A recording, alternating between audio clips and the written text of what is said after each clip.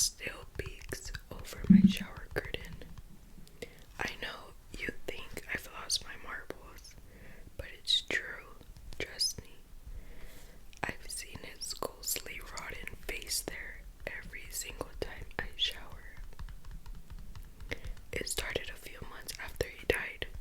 The old man, Bartleby, or was it Winston, was my next door neighbor. We never really spoke, but each time I walked by his apartment, his door would creak open and he would peek out. Peek out, peek out. He thought no one noticed, but I did. After a few times of me walking past his door, he noticed that I noticed him, and he would flash his eerie grin. From what I gathered, he either never brushed his teeth or used the same toothbrush since his 20s or the 1920s. You could honestly smell his humid, black-filled breath through the walls. I don't know the full police report, but rumors around the complex led me to believe he fell in the shower. Somehow knocked the stopper into place in his shoulder. He drowned in his own blood and filth. Yep, his entire body apparently released all bodily fluids. After a week of the watery stench mixed with the additional smell of his rotting teeth, the landlord came by and found old man Bartleby's severely pale and bloated body contorted in the bathtub. He had a massive hole in the left side of his forehead where he smashed open on the way down. Police think it was caused by the tub spigot, due to there being hair and flesh matted to the top of it. Not something I really want to think about alone, so you're welcome to join the club. So one night, after getting back from the beach, I decided to wash off all the excess sand and sunscreen. I hopped in the shower, closed the shower curtain, and went about my routine. Let me interject real quick by saying he mostly peeked when I wasn't looking.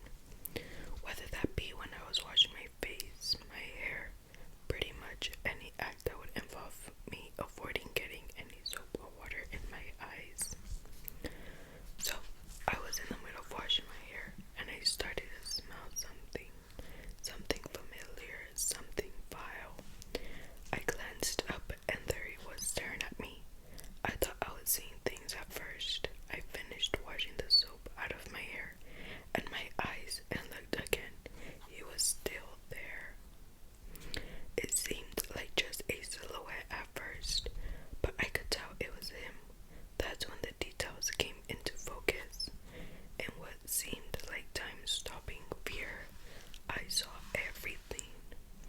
He was peeking over top of my shower curtain, where you could only see the bridge of his nose and his fiercely wide eyes. Filthy dark brown water seeped out of the hole in his forehead. The same brown fluid gurgled down the side of the shower curtain, staining the pristine white curtain with mounds of oozing whatever the heck. His hair was matted down, still wet from his death, and his nose was so soggy all of the pores oozed out the same brown liquid that was coming from his gaping forehead. If I wasn't frozen in fear, I would have vomited right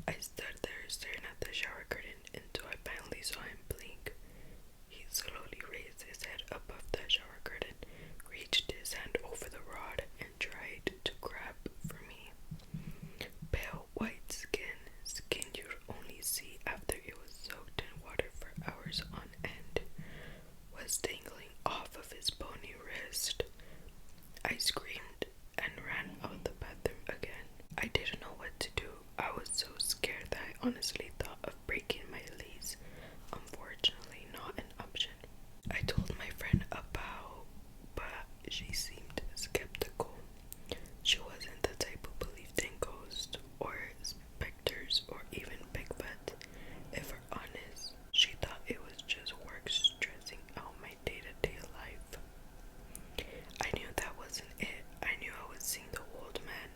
I tried to ignore him, but it was no use. He was always there, watching me, whether I could see him or not. I started to have nightmares. In my dreams, not only would he peek over the shower curtain, but he would stare at me from the end of my bed.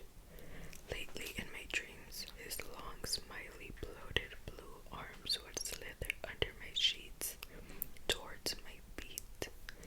I would wake up before he grabbed me. I was so scared that I didn't want to sleep, let alone take showers anymore, but I knew that wasn't an option.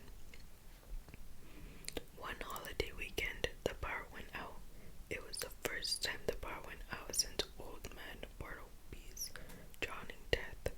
Almost everyone on my floor was out of town for vacation, except for Mia. Mia and I go way back. She's been living here even longer than I have. She also was one of the first people to tell the landlord about the smell. The afternoon was growing into night, so I knocked on Mia's door like my sanity depended on it.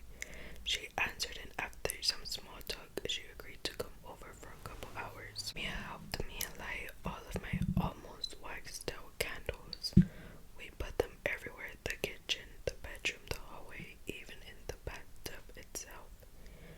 With the hard work done, Mia suggested a card game. After a couple rounds of rummy, we noticed a few of the candles had gone out. How odd. I grabbed the lighter and struggled to raise myself off the pillow on the floor. That's when we both heard it. Drip, drip, drip, drip. Mia grabbed the mini LED flashlight on the coffee table and handed it to me. We didn't even have to exchange words. The dripping was coming from the closed bathroom door, which was now slightly open. It was too dark. Even the beam from the flashlight seemed to be engulfed by the darkness bleeding out from the bathroom. We couldn't move. We stood there arm in arm, just staring at the sliver of black. That's when the most terrifying moment of my life became a reality. The door slowly edged shut. It clicked. Mia and I let out a breath of relief. Not even a second later, the bathroom door slammed open. All of the candles snuffed out, including the beam from the flashlight, and a ghastly figure covered in my now unhung shower curtain crawled toward us. You could see the decomposition oozing